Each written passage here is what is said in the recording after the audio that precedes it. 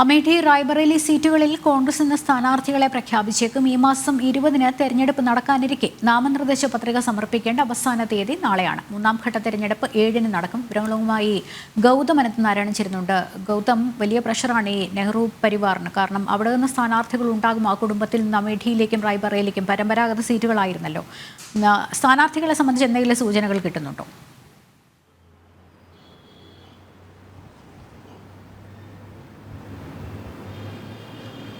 ലക്ഷ്മി, രണ്ട് മണ്ഡലം സംബന്ധിച്ച് വലിയ അനിശ്ചിതത്വം കോൺഗ്രസിനകത്ത് നിലനിൽക്കുകയാണ്.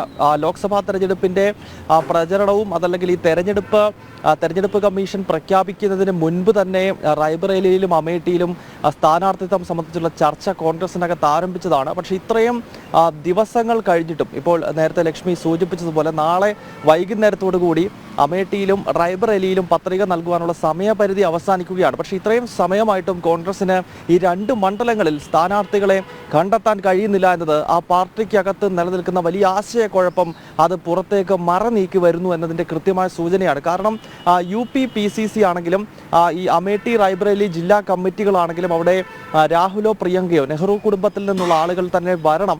അങ്ങനെ വന്നില്ലെങ്കിൽ കോൺഗ്രസിന്റെ പൊടി പോലും ഉത്തർപ്രദേശിൽ ഉണ്ടാകത്തില്ല എന്നാണ് സംസ്ഥാന കമ്മിറ്റിയും അതല്ലെങ്കിൽ ജില്ലാ ഘടകങ്ങളും മണ്ഡല ഘടകങ്ങളൊക്കെ ദേശീയ നേതൃത്വത്തിന് റിപ്പോർട്ട് നൽകുന്നത്. പക്ഷേ വലിയ ഭയമാണ് നെഹ്റു കുടുംബത്തിന്. കാരണം ഈ നേതാക്കൾ അവിടെ നിന്ന് കഴിഞ്ഞാൽ ജയിക്കാനുള്ള ഒരു സാധ്യതയും AICC നടത്തുന്ന പഠനത്തിൽ പോലും കാണുന്നില്ല. നമുക്കറിയാം, രാഹുലിനെയും അമേഠിയെയും തിരിഞ്ഞു നോക്കേണ്ട ആവശ്യമില്ല. അത് സ്മൃതി ഇറാനിയുടെ കുത്തക മണ്ഡലമായി മാറിക്കഴിഞ്ഞിരിക്കുന്നു. പിന്നുള്ളത് റായ്ബറേലിയാണ്. പക്ഷെ അവിടെയും BJP ഈ തവണ അവിടെ ഏത് രീതിയിലും താമര വിരിയിക്കാനുള്ള ശ്രമം നടത്തുകയാണ്. അതിനാൽ പ്രിയങ്കയ്ക്കാണെങ്കിലും രാഹുലിനാണെങ്കിലും ഉൾഭയം വല്ലാതെയുണ്ട്. കാരണം ഈ രണ്ട് മണ്ഡലത്തിൽ എവിടെ മത്സരിച്ചാലും തോൽക്കും എന്ന കാര്യം ഏതാണ്ട് ഉറപ്പായി കഴിഞ്ഞിരിക്കുന്നു. ഇതാണ് ഈ സ്ഥാനാർത്ഥി നിർണയം ഇത്രയും ദിവസങ്ങൾ കഴിഞ്ഞിട്ടും, അല്ലെങ്കിൽ ഈ പത്രിക നൽകുവാൻ ഇനിയും ശേഷിക്കുന്ന ഒരു രാത്രിയും ഒരു പകലുമായിട്ട് പോലും ഇവർക്ക് ഈ രണ്ട് മണ്ഡലങ്ങളിൽ സ്ഥാനാർത്ഥികളെ കണ്ടെത്താൻ കഴിയാത്ത.